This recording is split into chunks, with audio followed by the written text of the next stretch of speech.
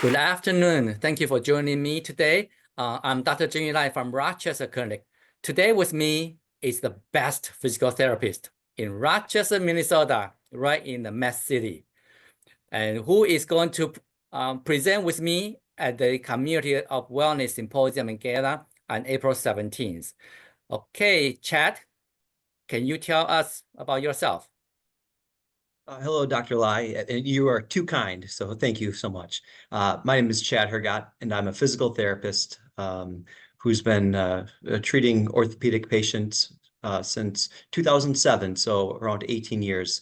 I'm excited to talk about at the symposium this upcoming week, talking about what exercise is and how it benefits you specifically, how it benefits your brain, your heart, your lungs, your body, your skin, cognition, everything. So we can get into some hints if we want, like previews of what we're talking about, or we can leave it as a surprise. It's up to you, Dr. Lai. Yeah, we're going to talk about exercise as medicine. As people realize that physical activity is one of the 6 pillars of a healthy lifestyle. And it is an integral part, it's not a separate part of a healthy lifestyle. So can you tell us about exercise as medicine? What is the concept of exercise as medicine? Yeah, so if exercise, if someone could bottle up exercise and then put it into a pill, it would be the most sought after pill around in regards to chronic diseases and degenerative diseases, because the effects are absolutely amazing. If you are exercising appropriately, another how it connects to another pillar, we'll say like stress management, is if the more you exercise, the better you exercise, it will allow you to have decreased stress. Exercise will help to decrease blood pressure, increase bone density, decrease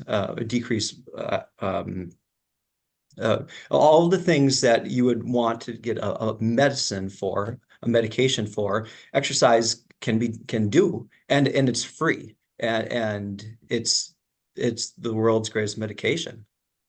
Right, and I think during the symposium, we also want to define what exercise is, because people a lot of times hear exercise, they're intimidated. They feel like, oh, I'm out of shape, or I have a lot of pain, and I'm embarrassed to show people how much I could do in public. So let's talk about how you define exercise and how it is different from, we call it physical activity. Okay, so the great thing about exercise is anything could be exercise. If we were to boil exercise down into 2 components, it would be aerobic fitness and muscular strength. But you don't have to be in a gym lifting weights to get the strength training benefits. You could be outside gardening. You could be moving a couch. You could be walking with some friends to get some cardio exercise in.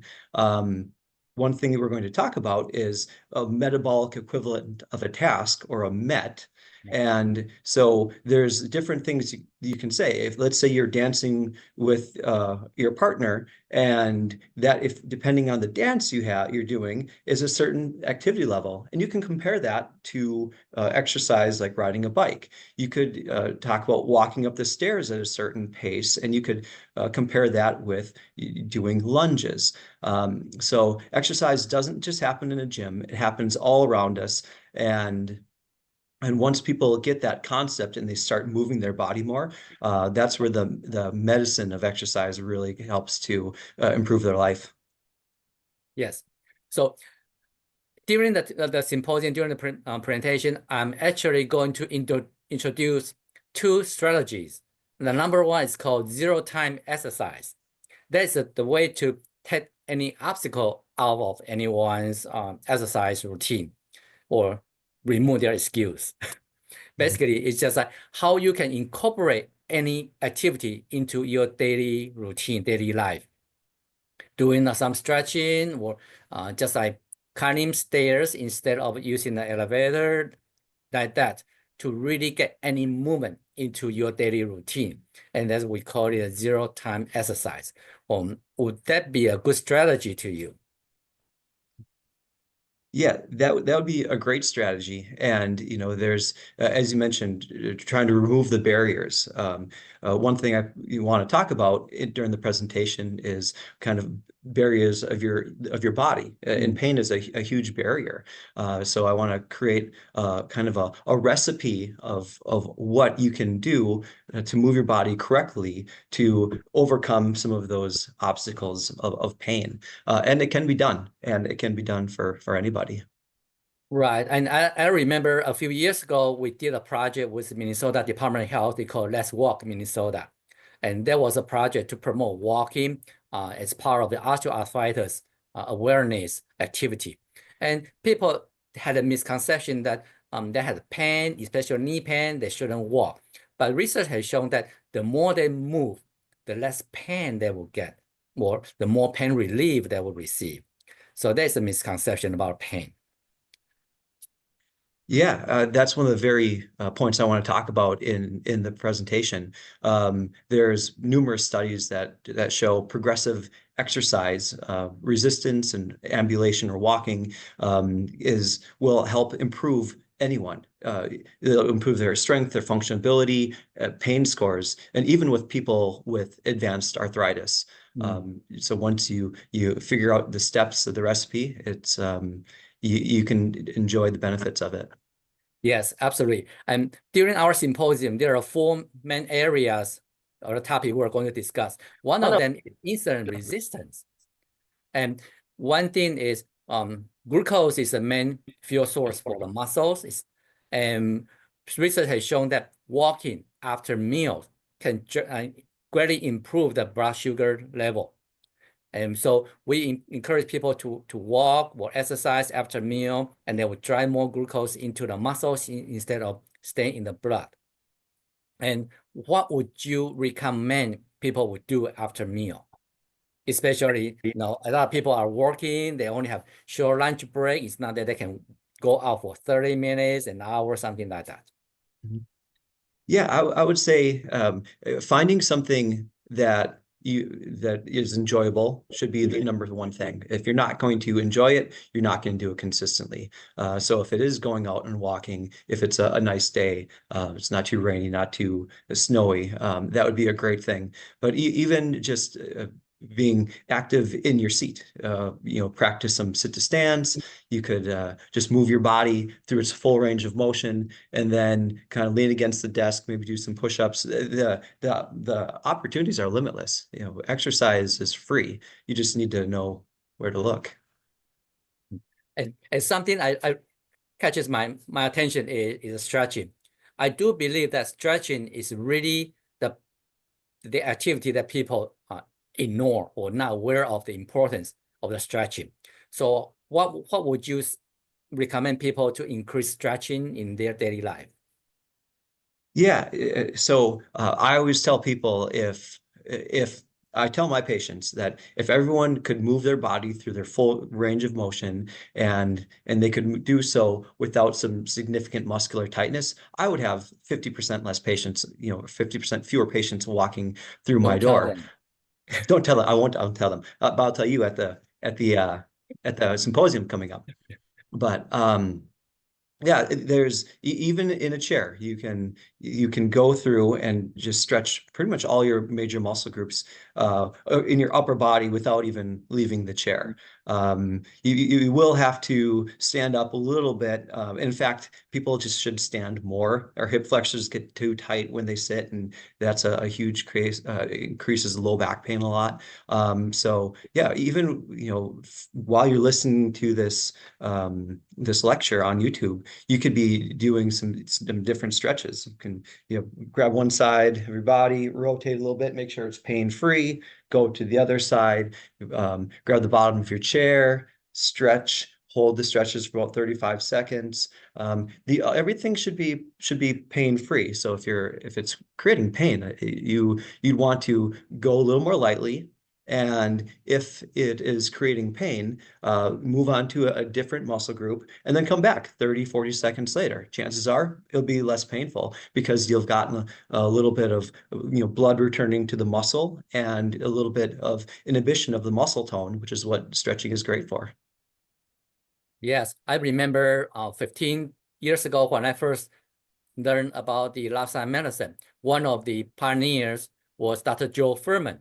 And I went to his presentation and he was talking about you don't need to go to the gym. Your body is a gym. So you can just use your body and use your own body weight. You can do just about any exercise at home. Then you don't need to have an excuse or not being able to go to the gym. Yeah. And anything that has mass could be a weight. It could be your luggage filled with some clothes. It could be a gallon of water. A gallon of water around 8 pounds. So it has, and that already comes with a handle, and you can easily adjust the weight in that. So everything could be a weight, but you don't even need those. Just bearing weight through our joints helps our joints, it helps our muscles. And you're correct, there's a big culture of going to the gym, and there's absolutely nothing wrong with that. There's some great camaraderie. There's with that camaraderie, you can get a lot better compliance. If your best friend is saying, "Hey, we got to get to the gym today," you're not going to refuse. But you don't need it is the point. You bear weight through your bones. You get your muscles moving against resistance, and you're going to start seeing some benefits. Yeah, great point. So the two things I have, number one is your point that when you're doing the stretching, you have pain, don't just force it, go to other muscle group and come back. Is that correct? Correct. Yeah. With anything, if it's stretching or if it's strengthening, do one set. I tell patients, if I say do 2 sets of 15, that does not mean 1 set of 30. You do 1 set of 15, move on to another muscle group that you're stretching or strengthening, and then come back to it and do that second set of 15. That is it is a game changer, and for exercising without pain. Exercise brings blood flow everywhere, to the brain, to the skin, to the muscles. And so you do a little bit, you reap the benefits of that blood flow, rest, move on to something else, come back to it. And that's how you're going to find some success. So not really going through the so-called no pain, no gain thing.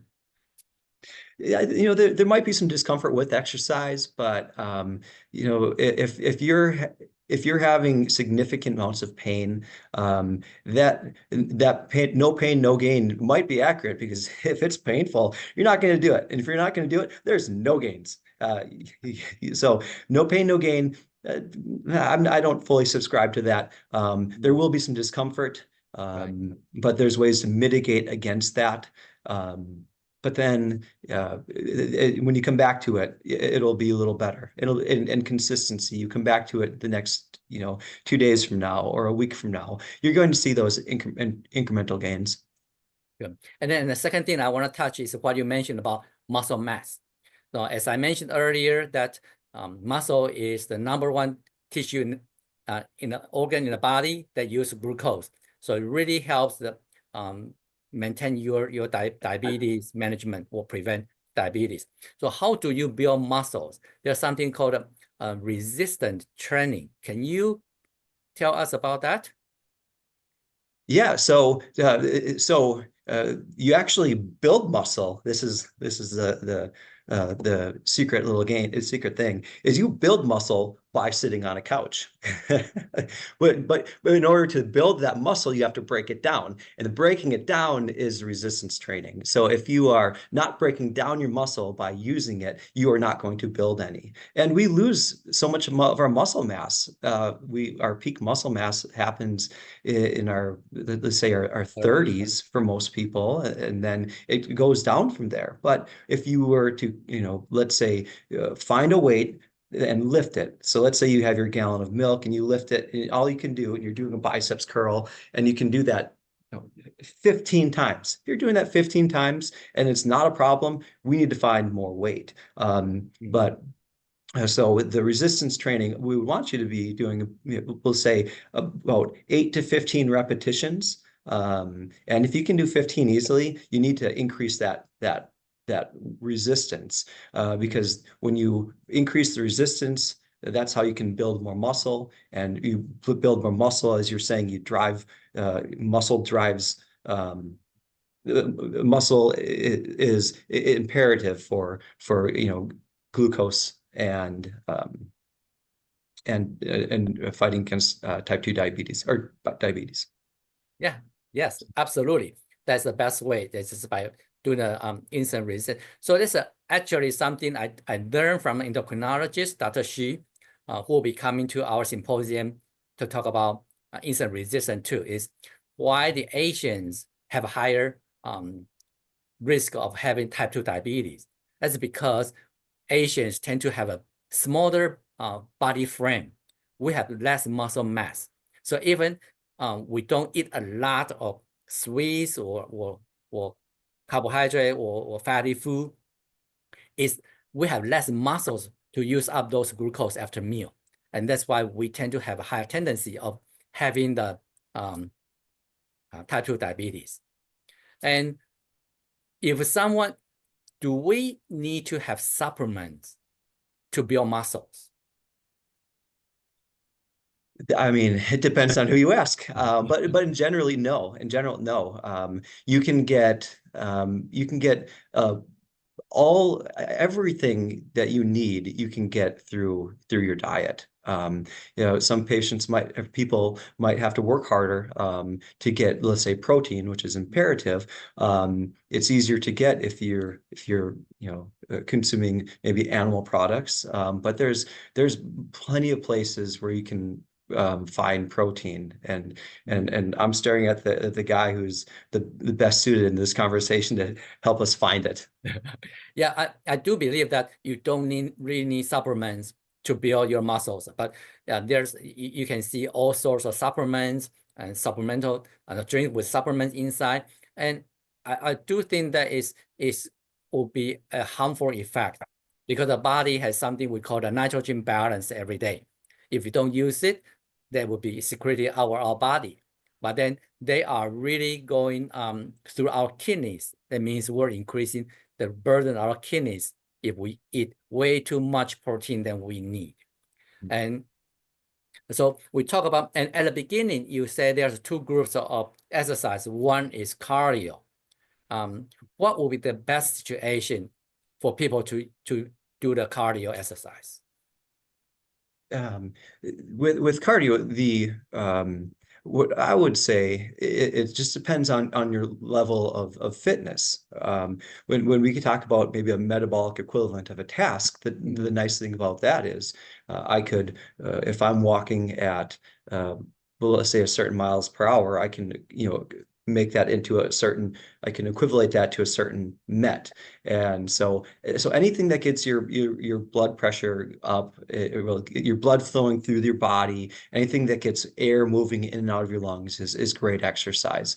So if you're a biker, if a bicyclist, get out there. If you like to kayak, canoe, just maybe row a little faster. Walk a little faster, just sit to stand out of your chair, that does build muscle strength. But if you use it as like an interval training, that will help you to get, push more air in and out of our lungs. And again, it just has to be sustainable. It has to be something that you enjoy, because if you don't enjoy it, you're not going to continue with it. So find something you enjoy. That's the bottom line. Yeah. Would you go into detail of explaining what interval training is? Yeah. So, I won't touch on this as much on the presentation this year, but there would be interval training. Sometimes people might call it HIIT training or high intensity interval training. And basically what that is it's just moving your body. Let's say if you're going to go for a walk, You're going to walk at a certain self-selected pace that's really comfortable for you, something you can do, and maybe hold a conversation with a friend. If you're holding a conversation with a friend and you're not able to sing and dance, then that would be maybe a moderate intensity exercise if you feel your heart rate increasing, but you're still able to have a conversation like this. Like my heart rate is increasing right now, so even on this You're doing conversation. So great. yeah, but if you're able to do that, then you would be considered like a moderate intensity. But then go for a period of time of a little higher intensity. So go for a walk, just speed up for 10, 15, 20 seconds to the point where, hey, maybe I'm not able to hold a great conversation, and just walk that speed for 10 seconds, 15 seconds, depending on your level of training, and then come back down. If you spend with the American Heart Association and the World Health Organization and American College of Sports Medicine, they all kind of agree on numbers, which we'll talk about at the presentation. But in general, the more you can get your activity level up, the less of the exercise that you have to do. So just keep in mind, if you're going to do more of a vigorous exercise, you only have to do maybe 30 minutes of it a week. If you're doing a moderate intensity exercise where you're going on a walk with a friend, you're getting your heart rate up, that might need closer to 150 minutes. And if you're doing interval training, just kind of somewhere in the middle. Yeah, I remember you could use any activity to turn into interval training. I remember I used to do that interval training with kettlebell. By swing at different speed and different. So it's in terms of the interval training. If I understand correctly, it's not the speed or it's not the tool. It's more of how you gauge your heart rate. That's how we determine interval training. Correct. Yes. Yeah. Someone who is a world-class athlete, and they, let's say they want to go for a run at a 10-minute per mile pace. That's not going to be interval training or even a high intensity for them, because they're fully trained. So then that's the far end of the spectrum. You might get somewhere in the middle of the spectrum like me, where I can walk, bike, run a little bit, and that will increase my heart rate, make me sweat a little bit. But then some of my patients and some people who are a little more deconditioned, they might only be walking at 2 miles an hour, but it might be a stretch for them. And so it's what your conditioning is. And so your interval training might look different. Everyone's interval training will look different. It's just what it means to you, and those are some of the guides, like if feeling your breath, maybe a little sweat glistening. But yeah, if you're not able to hold a conversation or only speak a few sentences, that's a vigorous exercise, and that might not be for everyone right now, depending on their condition. Let's say pulmonary or cardiac condition, but the really cool thing about exercise is as you get better at it, you can do more and more. Your heart will respond appropriately, your lungs will respond appropriately. And then what was easier for you, or what was hard for you a week ago, in a month or two, that might be just easy. And then it's time to push yourself a little more.